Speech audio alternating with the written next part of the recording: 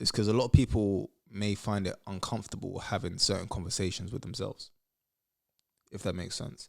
So it's like it's not easy. It's not necessarily easy to dive deep into yourself, to find out what makes you tick. What are you really made up of? What are your mental triggers? What are your positive motivations? Like, why do you associate this thing to positive?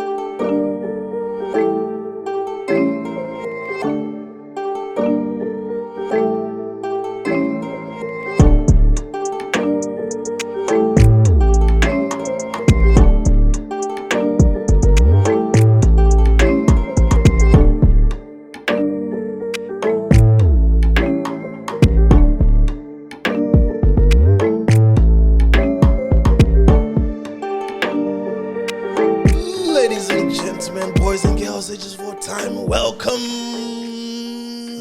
to FK Studio. In the left, bearing in grey tracksuits with red trimming, he goes by the name of Big Syxx, round one of many. Let's get ready to talk. We're talking. Oh no, was my nickname one round of many? Like that could. No, I said. I'm not gonna lie. Hey, you're gonna get my DMs blowing up, I said Big Syxx with one round of many. As in, this is the first round of many to come. Okay. You know? I thought, girl, I'm gonna be like, You know, his DM's like, now I can talk about it. I didn't want to tell you that, babe. man. No, I'm joking. So welcome. So today we got Big Syxx. Hello. Big Syxx PT. He's a personal trainer. Known each other over what? 15 years? Probably about that. Yeah. Probably about that. By the way, me shaving my hair is optional, man. I ain't bald, Don't get that 15-year thing twisted. I've got hair. I just decided to shave it. Just wanted to throw that out there. What made you want to throw that out there? I don't know, you say 15 years, people might be thinking, right, how old is he? Is he an old guy? Like, man's still young and spruce, man's still young and spruce. I've never met an old man admit they're old. They all say I'm still young. That's actually very true. That's actually very true. No, so I remember when I first met you was in college. Yeah. You was big, as in muscular. You've always you probably came out with a six-pack when you was a baby. So I'm saying that to emphasize how long you've been doing fitness. You've been doing fitness for a very, very, very long time. It's almost like second nature to you. Yeah. What is that like? Do you think about the fitness thing, or do you just get up and do it? You know what? Originally, not too many people know this, but I more got into it from my dad, if I'm honest with you. Like, my dad, he was full on in the whole body, but he never competed or nothing like that, but he was always into gym. Like, even for the fact that he would actually go around to other people's gyms and just challenge them to, like, I don't know, a bench or a squat just to see if he's stronger than the next man. You hear me? In fact, funny enough, I actually still remember my first ever workout, and that was actually with my dad. At what age is this? 8. So it was one of those weekends that I was chilling with my dad, and he just thought, I'm gonna go to the gym. Do you wanna come? I was like, all right, cool. Now this ain't no fitness first or no Virgin Active or nothing like that. This is funny enough, old school. There used to be a gym in Shepherd's Bush train station, Inside the train station. Inside the train station. Not many people would know about it because you would have to go through one of the doors at the top. It's not open to the public. It's just if you know kind of thing. Now, was there a membership fee? I don't think. Well, not that I would know. I'm young these times, and I'm just chilling with my dad. And it's one of those old school, what you see in Arnold days. If there's a rat running across the gym, the rat's hench. You know what I'm saying? Dusty, iron. It was some hardcore things. It was a nice kind of vibe. And obviously at the time, I was very, very young. So the only thing I could do was just go and do sit-ups. My dad would just be like, all right, just do some sit-ups and I'll do whatever. But obviously just being around my dad, being around that environment, just kind of got me into it. And I've pretty much had the bug ever since. So then can we clarify the myth? I don't think it's a myth, but you know more than me. Is it true that you shouldn't be lifting weights before the age of 16? Yeah, until your body fully matures, your bone density and everything like that, there's no need to be lifting weights, which is one of the reasons why my dad was just go and do sit-ups. So it's just my own body weight that I'm doing, you know what I mean? Obviously, you got kids going into gymnastics and stuff from such a young age, and they're conditioning their bodies, but that's not so much weight-bearing exercises that's going to be stunting their growth or hindering them in their growth in general. You know what I mean? So that's just all the whole the whole body weight side of things. So that's fine. But yeah, my dad wouldn't have me in there on the gym trying to be squatting like 3 plates or nothing like that at 8 years old. That's child abuse, man. I'll get taken away. Social service, yeah. Yeah, I'll get taken away. Probably get sent to the army straight away from that age. Straight.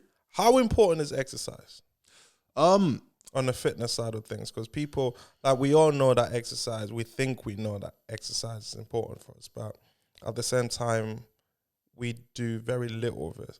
yeah. How important, as a personal trainer, how important is? If you're talking from the physical aspect, definitely very, very important, because it's just like if you got a car, you need to take care of your car. You know what I mean? If you're not taking care of your car, like doing all the things that you need from it, like your engine, your car is gonna break down every so often. It's not gonna last very, very long. So your body is essentially your vehicle that you have for life. You only have one of it, so you do need to maintain it. Does it need to be the utmost priority for everyone in life? Depends on your priority, you know what I mean? But I would say everyone needs to at least have a minimum standard of what could keep them fit, more from a healthy point of view, as opposed to just aesthetically, you know, just in terms of vanity. Oh, I want big muscles, I want six pack. Not necessarily. That's not everyone's goal. But in terms of just being healthy, everyone needs to, man. Everyone needs to. What is the minimum? What is the minimum requirement for someone who has never done any form of exercises in order for them to stay healthy? I'd say first, more than anything, is your diet. It's your diet. Like, you can, even if you're thinking of your daily activity, let's just say gym's not your thing, but you play sports, or you go for long walks, especially depending on your age, and your capabilities of what your body can do at that moment in time. Those things are all relevant to the individual. But in terms of just overall basics, like, you need to get your diet in check. Like, you know what I mean? And that doesn't mean you have to follow a strict, well, I don't believe it means you have to necessarily follow a strict regime, but just in terms of just being kind to your body, like not filling it with rubbish all the time. Obviously, everyone wants their cheats, or however you wanna phrase it, like the food that you like to eat. But there needs to definitely be a balance of more healthy things going into your system than things that's gonna come back to bite you on the backside in the end. You know what, I like what you said, just being kind to your body. But for most of us, especially nowadays, we associate being healthy and fit with how we look.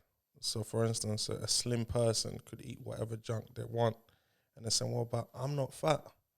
So what advice would you give to them, and what would you tell them to get on and start doing? As I said, it's not necessarily always about how you look. It's about what's going on internally. You know what I mean? Like, depending on what kind of food you're eating, clogging your arteries, like trans fats and things that might not be affecting you now because of your age, but like, it's wear and tear on the inside. You know what I mean? It's like, and then before you know it, you might still look good, you might still be slim, but you can't run, you're out of breath. You know what I mean? You got aches and pains.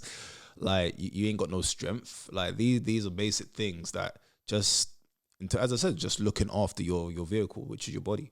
Like, just basic things that you need to maintain. Yeah, that's so we got our diet in check. Yeah. Or we refuse to get our diet in check. Get us in the gym. What are we doing? Like, how would you motivate? Because what I want people is to get motivated and go out there and start training as soon as they finish listening to this podcast. Say, yep, I want to go, I want to train. What is the first thing they do, providing they're not feeling intimidated? Well, in terms of motivation, especially like how I approach each client, because each client is an individual. Like, you have to find out what motivates them. You know what I mean?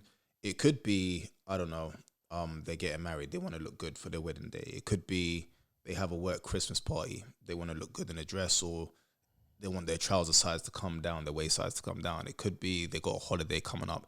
It could be they want to make sure when they reach a certain age, they can still run in the park with their kids. So it's about finding your why. Like, why do you want to do things? Like, why, what is, it's not just sometimes it's not just a matter of, let me just do it. But once you know the reason why you want to doing it, the days that you don't want to do it, your why will fuel you to do it. Oh, fine. How do we find out why? Because I know where you got that why from. Why is very important. It is, because it's like, it gives you hope, gives you motivation, inspiration. Yeah.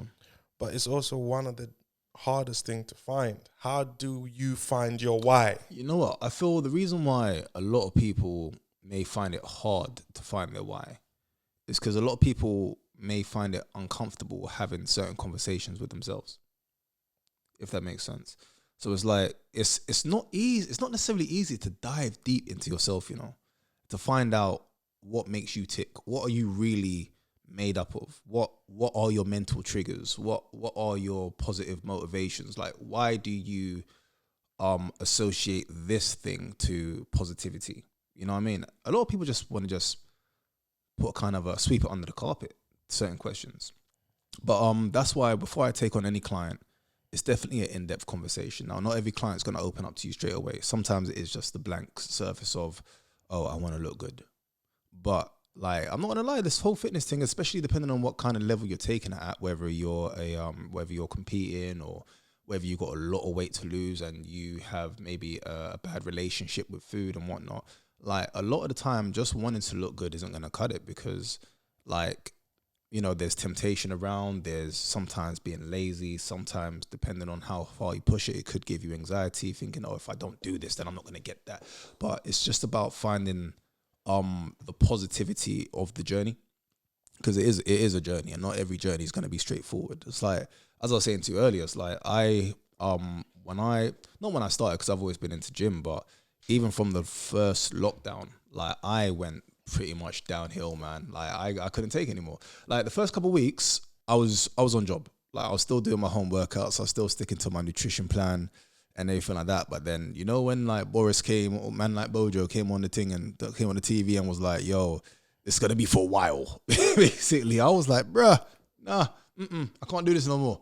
Because, like, for me, like, going to the gym, it's not just the sake of going to the gym, pumping iron, looking good. Like, there's a lot, and I'm not the only one, there's a lot of people out there that they have that mental connection from going to the gym, from releasing them endorphins, from getting whatever frustration is that's in them. Do you know what it is? To put it in a nutshell, when the first lockdown happened, I felt like the gym for me is probably one of the places that I feel in complete control.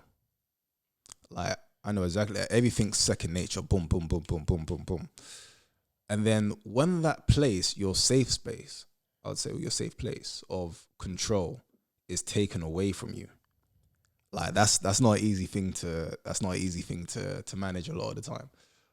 So I crashed. Like, I started eating whatever I want. I was barbecuing on my balcony. Big man thing. I was barbecuing on my balcony. How many days a week? I was getting drunk. You know that what's it? The house party app. That house party app, bro. Yeah. The amount of conversations I had with people on house party that I just don't remember. It was a mad thing. And then I just thought to myself, you know what? No. Okay, gym's open in 25th of July. All right, you know what? I'm just gonna do this. I'm just gonna do this now. I'm just gonna dedicate it, and I'm not gonna stop. I'm just gonna go. But even throughout that period of just going and not wanting to stop and being motivated, like, it's not easy. Like, because I'm looking to compete this year, like, bodybuilding. I'm looking to, like, this year is the year that I'm like, from this year forth, like, fitness is everything for me in terms of how I'm making my living as well. You know what I mean? But if I never had that at the end of that thought process, or light at the end of the tunnel, if you want to call it, like, there's many times I could just stop. Because it's long, like, getting up at 6 a.m. to go out, especially like when they're in times of lockdown where there's no gym, to go and do my cardio 6 something in the morning outside on the road before breakfast. Like, bro, that's long, Like, don't ever get it twisted. Trust me, I know all about that. Bro, if you follow me on Instagram and think, don't ever think that man's like, oh, I ho, it's off cardio, I go. No, bruv. No. I don't like doing it. It's tough.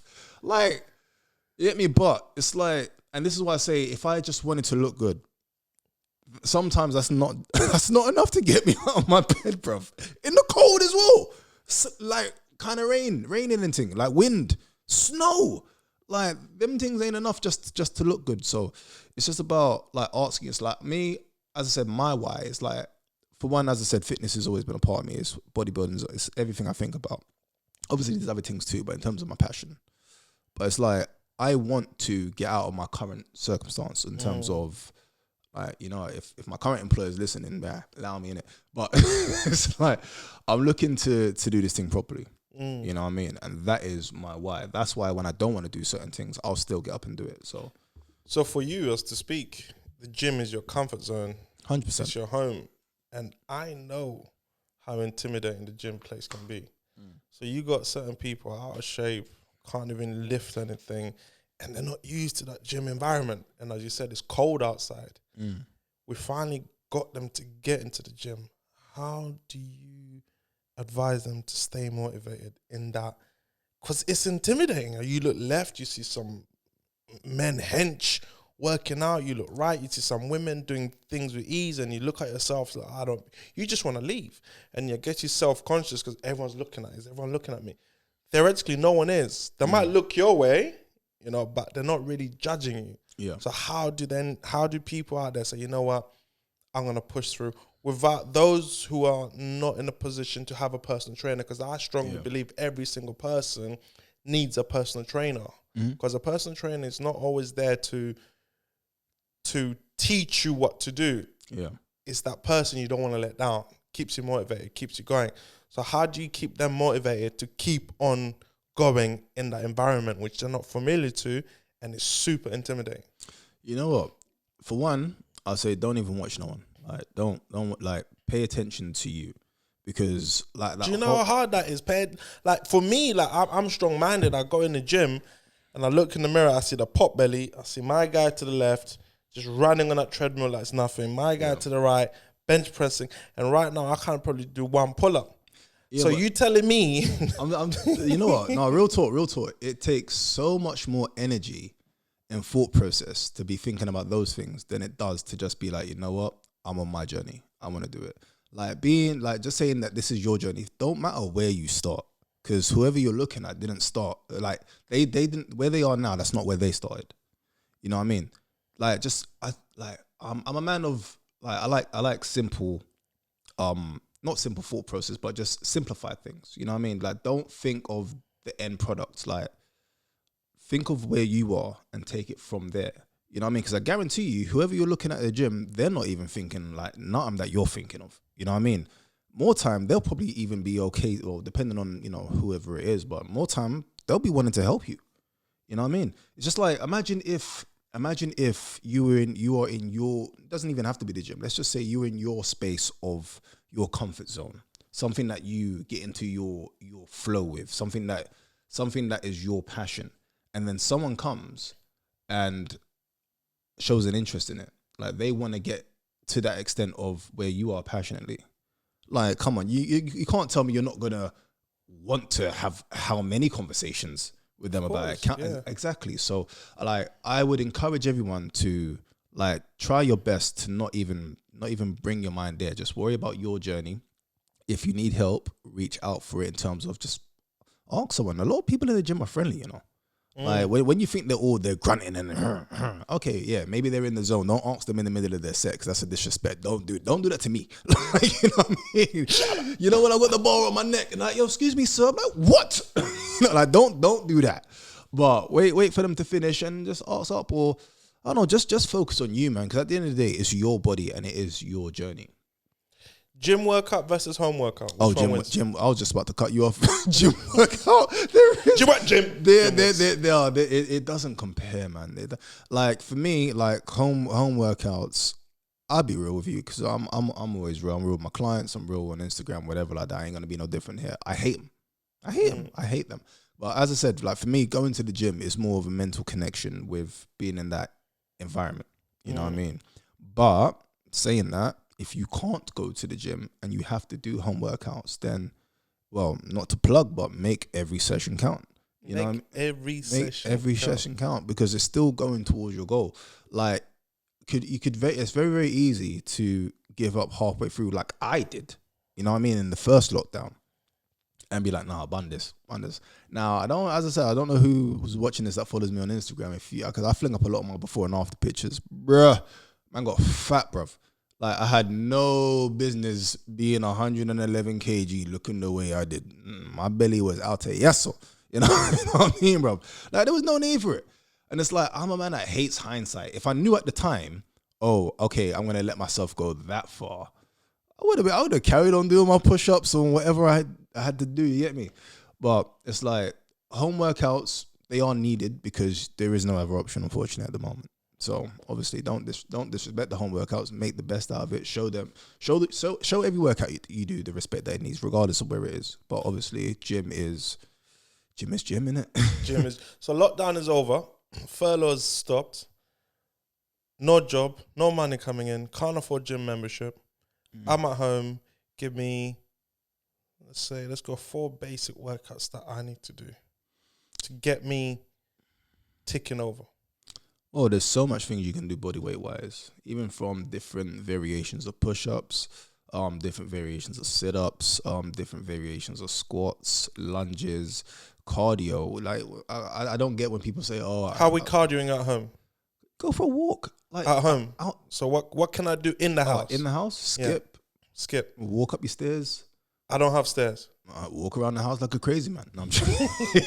Like, where's my remote? No, I'm joking. But even if you're skipping, burpees, mountain climbers, like there's. I hate burpees. Yeah, but if that is all you can work with, then you're gonna have to just get your mind around that. You know what I mean? It's like getting out your comfort zone is scary, but who doesn't like a challenge? Come on, who doesn't like a challenge? I guess that is the challenge in itself, coming out of your comfort zone, because you're so comfortable. As you said, you was in a gym, you was in your comfort zone. They took you out the comfort zone. You almost went crazy. So imagine the reverse. You take me in a gym, and I'm not comfortable there. I just want to get out. Yeah. And I think that's where a lot of people go wrong, is they get out. Yeah. So how do we get them back in? It's one step at a time, man. Like, as I said, like, don't look at the person sprinting on the treadmill or deadlifting 300 kg and be like, "Oh my gosh, I can't do this." Like, that's not, like, you're not at the same part of their journey. Like literally just take it one session at a time, and it's just like anything in life. Like, think of it when you're learning to drive. You don't get in a car and like just drive. No, you have to learn. I think I did. All right, well, I think I did. Well, you ain't supposed to. Jason's my witness. I just You're supposed to learn. I did. You're supposed to learn. I learned the hard way. Yeah, or swimming or whatever, innit? But it's like, yeah, man. Everything is a journey. Everything has a stage. There's levels. There's levels. What got you into PT? Well, as I said, I've always been into the gym. Yeah, from 8, Pops is training with you, but what made the transition? So I want to train others. Well, for one, I wanted to make sure that I'm making an income from something that I'm passionate about, because I think that's very, very, very, very important to no matter what kind of job it is.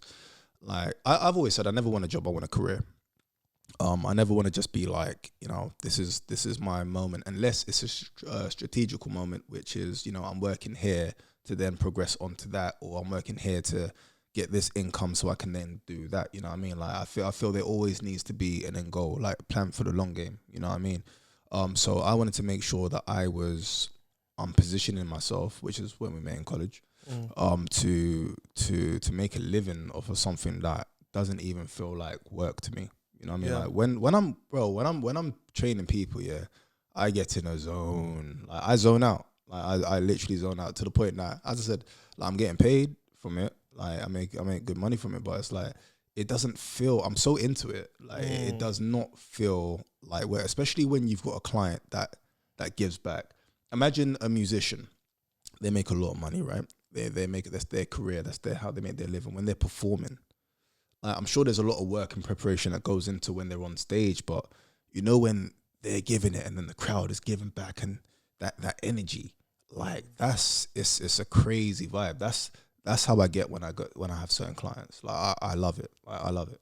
I guess that makes you different to a lot of people, because as you said, in college we both studied physical education, so you actually know your craft, which I see a lot of personal trainers, they don't know what they're doing. And I feel sorry for the clients, because the clients don't know what's going on. I've seen trainers do a full session without even cool down after the session or stretching the clients. Oh, wild. Literally. So then how can we change that? Because again, if that's the case, you personal trainers are detriment to yourselves. Because if I go to a personal trainer and they injure me, I'm going to be scared. Yeah, taking someone out. That's true. But that's the same with a lot of professions. You gotta remember, like people, majority of reasons why people choose certain personal trainers is because they are buying into the person. It's not always necessarily the knowledge. It's not always even necessarily the experience. They could just click with that trainer, and well, at least initially anyway, and they will feel that, I'm not looking to go to any elite level, so I don't think I really need an elite PT. But this person makes me feel comfortable.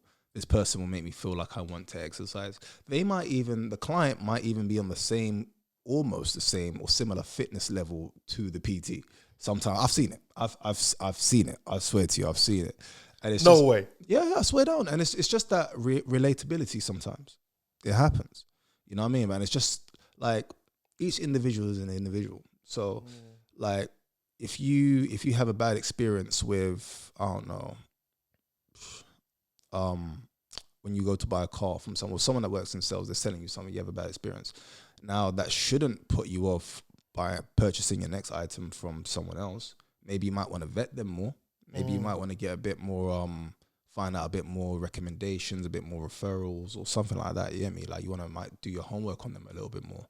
But I wouldn't say don't paint everyone with the same brush, because like PTs, like we're all different. We're all different. So, like the science is still the same. You get me? But just how we apply the science, and especially from our own personal experiences, like it's gonna vary a lot. So yeah, man, don't be put off from the did out PT.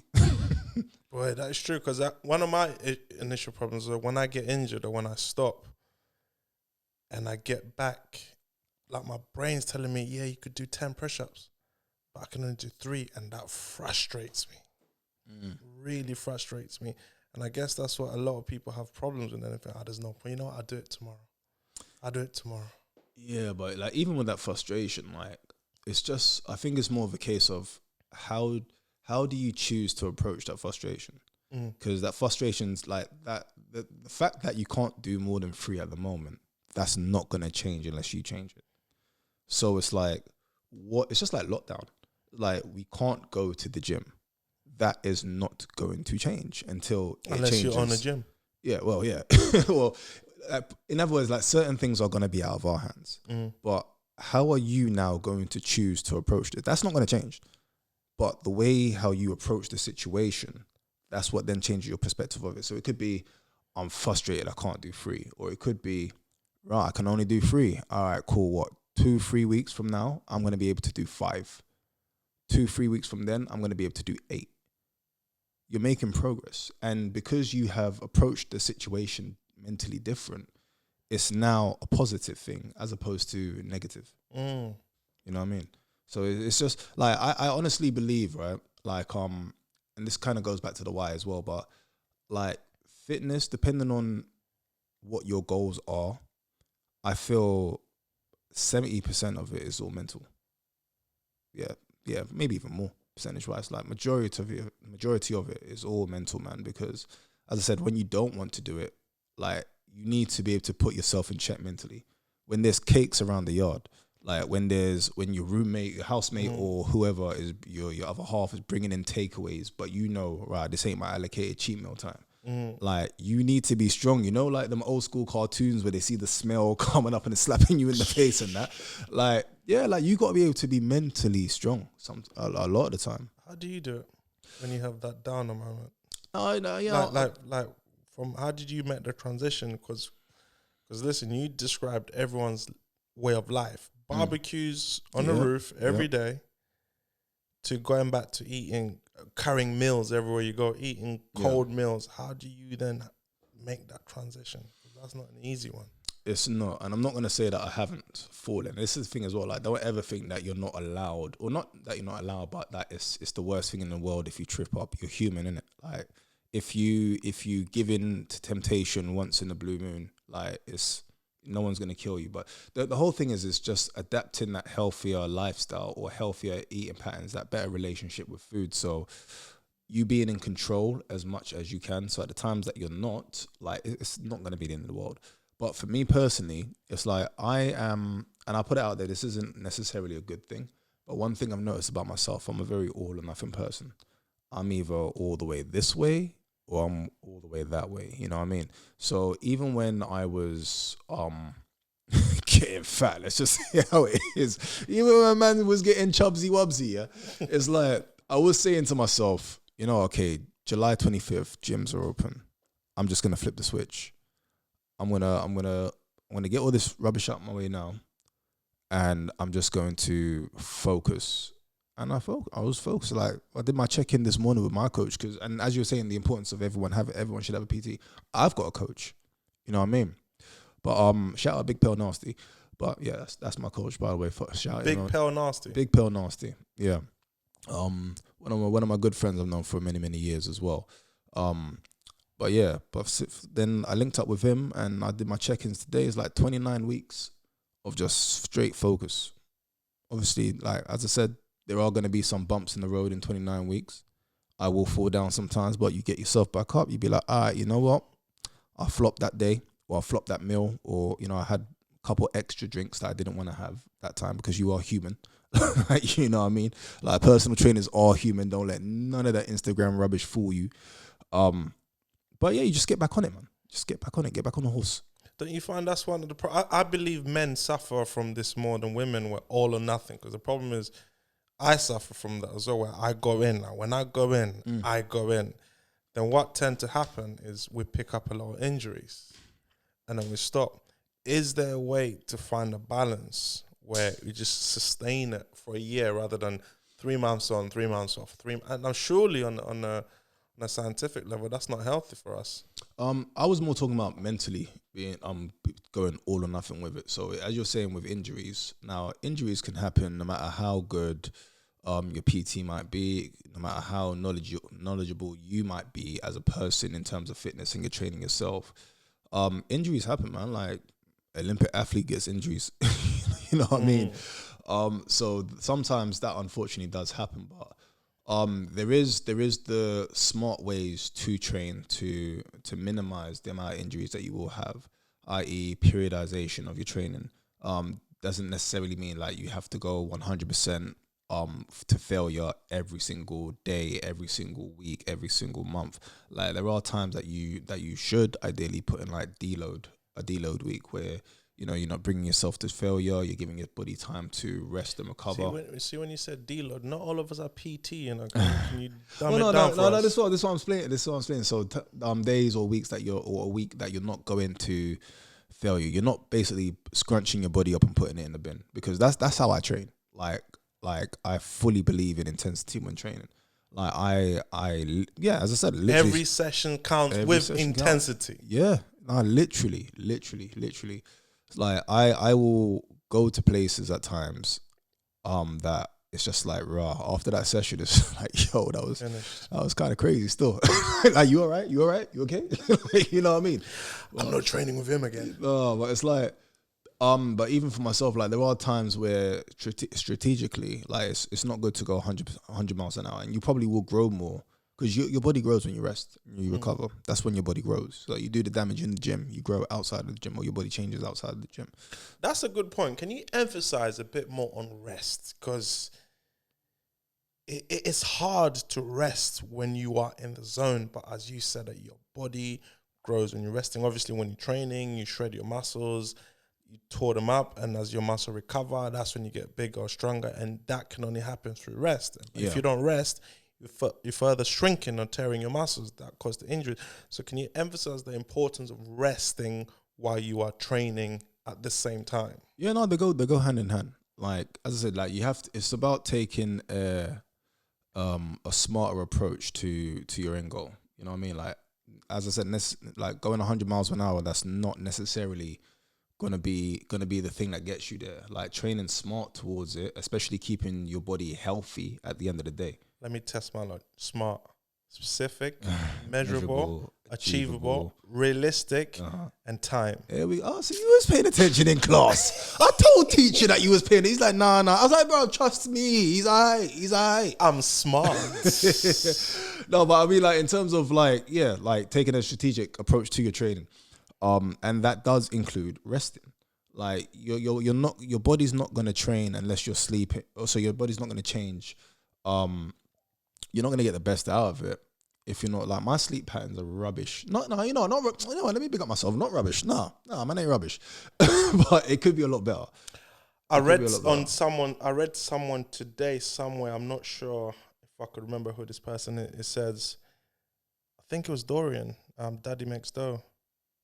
Yeah, I think so. It says, tell yourself nice things because the warrior within you is hearing you, and he'll start listening, and you'll be performing less of yourself. So big up yourself always. Well, I was just talking about sleep, but yeah, cool. So you sleep enough, not less. No, I need to sleep more. I probably get like 6 hours a night. It should be at least 8, to be fair. It should be 8. But scientifically, how many hours of sleep do we need a night? Yeah, about 8. I'd say 8. 8's a healthy night's sleep. 8, that's too much. Nah, man. It's a healthy night's sleep, man. I would say 4 to 6. 4 to 6? Yeah. Damn. That's how much I get. No, you need more sleep. That's stress on the body, man. Because remember, I only got 24 hours in a day. I know. Those 2 hours are crucial. I know, but I bet you, like, body will be in a lot much better and happier condition if you get more sleep. I think my body will agree with you right now. That's why I'm sitting down. No, that is true. I'll tell you the most annoying thing about sleep, and probably reason why my sleep is not as great as it could be. Like, now I drink, I'll probably say about 5 now you're making me feel bad. You finished this water bottle and you poured out we started drinking at the same time. Yeah. He's finished that and he poured out his big one. You can put a big one on the table so they know. Alright, say it up. No, but I go through like maybe 2.5 to 3 of these a day. So I drink like on average probably like 5 liters of water. 5 liters a day? About that. But that's more just for me trying to like get a lot of water out of my system. Let's emphasize that. So you drink 5 liters a day, that's because you train. So a normal person that's drinking 5 liters a day, or that's not training, shouldn't be drinking 5 liters a day. 2 liters is fine. Yeah, so so please, people, don't go out there and start drinking 5 liters a day. Syxx told me, I didn't tell you no. I'm talking to him right now. When you're training, you can drink 5 liters of water a day if you're not training, because having too much water is unhealthy for you. Yeah, especially depending on your body weight as well. Yeah, so remember that. Don't drink 5 liters a day unless you're training, please. Yeah, but as I said, I'm trying to get into competition mode, man. So whenever these shows open back up, I ain't caught my trousers down. So yeah, man, getting up in the middle of the night to go toilet, bro. It's long. Sometimes I feel to go on Amazon, see if they got any flipping adult size. Don't say, please don't. Just lay there. No, it's long, blood. It's long. No, I'm joking. But it is long. It is very long. Imagine your missus turning around like, what the hell is that? But no, them times that you gotta look at a straight face. What, you gonna leave me? Yeah. What is this, make or break? Yeah, you ain't real. You ain't for me. Get out of my house. But you know what? That is one of the most places that a man or woman can be. You know, that confliction. Do I go to the toilet or do I try sleep? I need to go to toilet. I hate it. Yeah, no. And the toilet always wins every time. I should hope so. Because or else you'd be sleeping in a warm bed. If the toilet don't win, you still lose. You know that, right? you know, it's a lose-lose for you. Like, this bed feels warm. Oh, no, you don't want that. That'll stay on your permanent record, man. You can't get that off your CV after that. Man in double digits is still wet in bed. Nah, blood. No. That would be an expense because you would need to change the mattress straight away. Wait. That's even longer than just going to the toilet in the first place. No, but that's what I mean. I think it's a decision that can we bypass that? Is it the more I drink the water, then my body becomes used to it, then I don't need to go to the toilet in the morning or in the middle of the night? No, you always be, if you drink, the more water you drink, it's the more water you're gonna pass. Which is really good for if your body stores a lot of water, which is why I'm drinking to flush it out. If you think of it more like if you eat a lot, it speeds. Like, I don't mean a lot in terms of portion size, but I mean regularly. Yeah. It will speed up your metabolism, so your body will start burning the food that you continuously put in. So, like, as weird as it sounds to people that don't know about it, the more you eat is, the more your body's going to be in a position to lose the weight. So I'm doing the same thing with the water. So the more I eat, the more the body loses the weight. Yeah, because my body's not functioning properly. How many meals do you have a day? About 2? Huh? 2 meals, one. You want a sandwich now, son? Listen, I'm at breakfast. I'm at snack. I'm at snack before lunch. I'm at lunch. I'm at snack after. I'm at just eating. I'm at man. dinner, and I'm at a meal before I go to bed. Okay. So I eat, and I'm not So losing weight. So I don't know. I but don't know what are you eating? What are you? All snacking? right, next topic. Yeah, exactly. Exactly.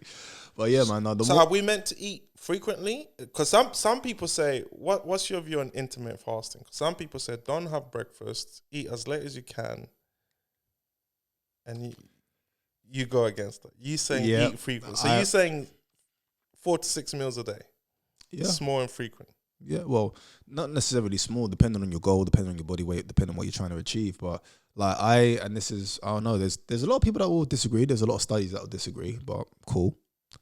My studies, I disagree with you, but I don't believe in fasting at all, like at all. Like I've had clients that have been coming that have come to me, and they, in fact, even recently, this lady was doing intermittent fasting as well, but getting frustrated, wasn't budging the weight, X, Y, Z. I said, all right, you know what we're gonna do? We're gonna scrap all that.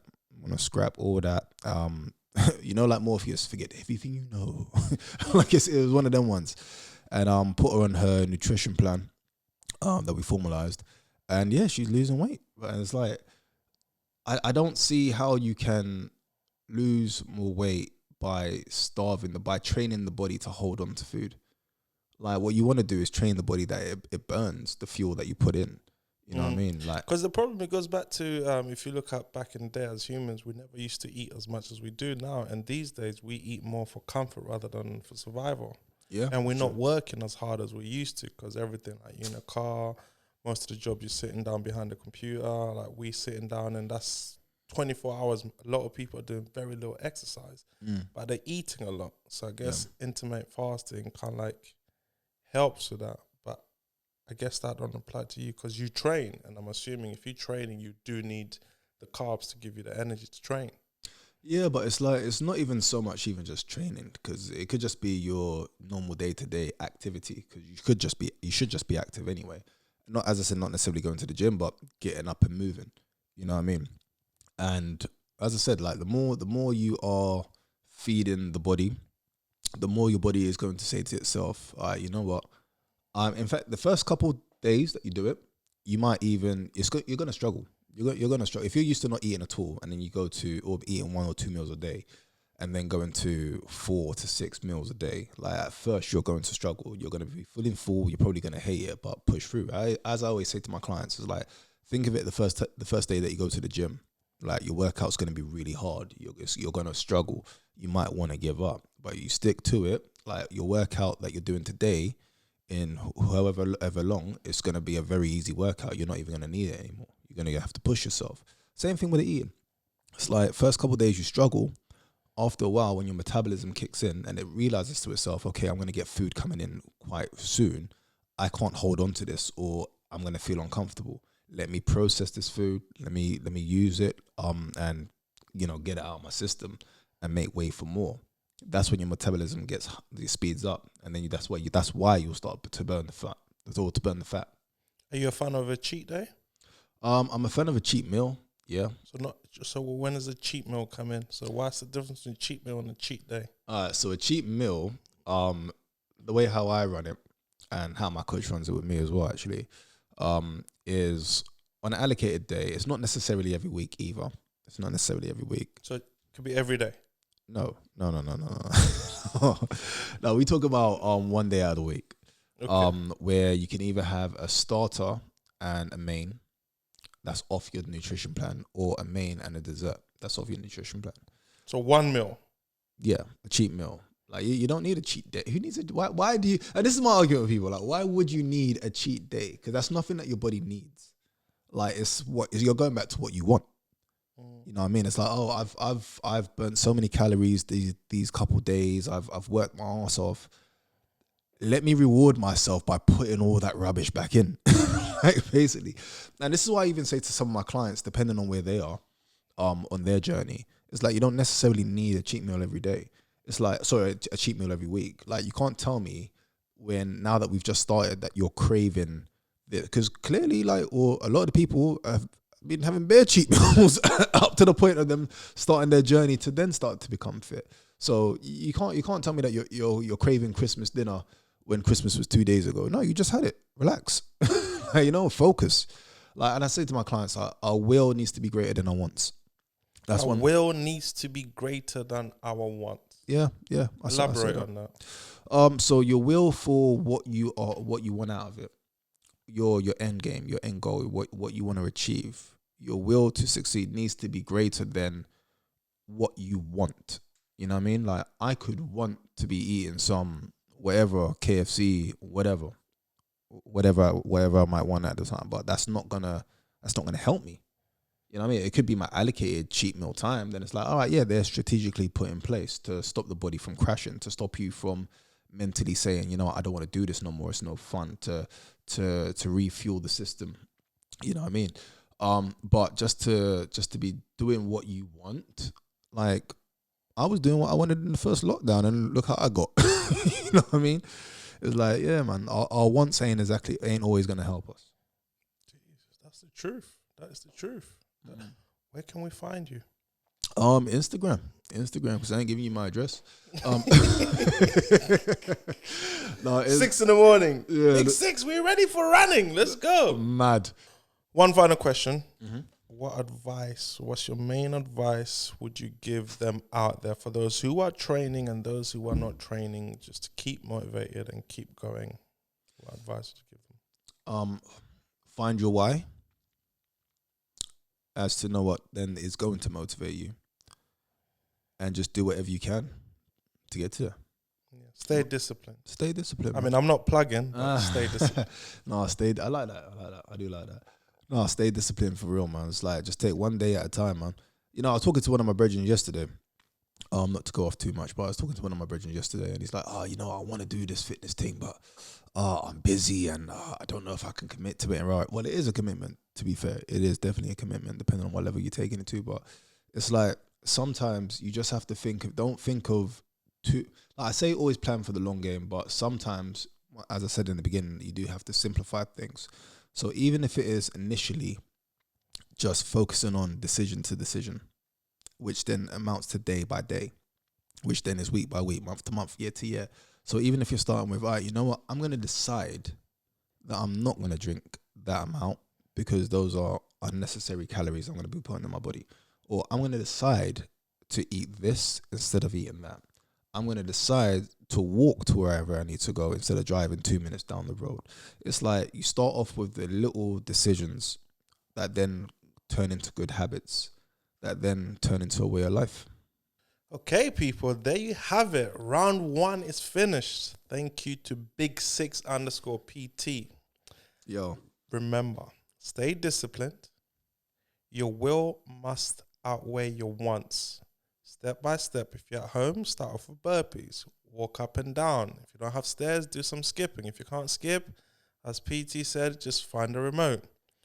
Regardless what happens, keep doing what you're doing. Find a way to motivate yourself. Ladies and gentlemen, thank you. Yeah. Love, peace, and happiness.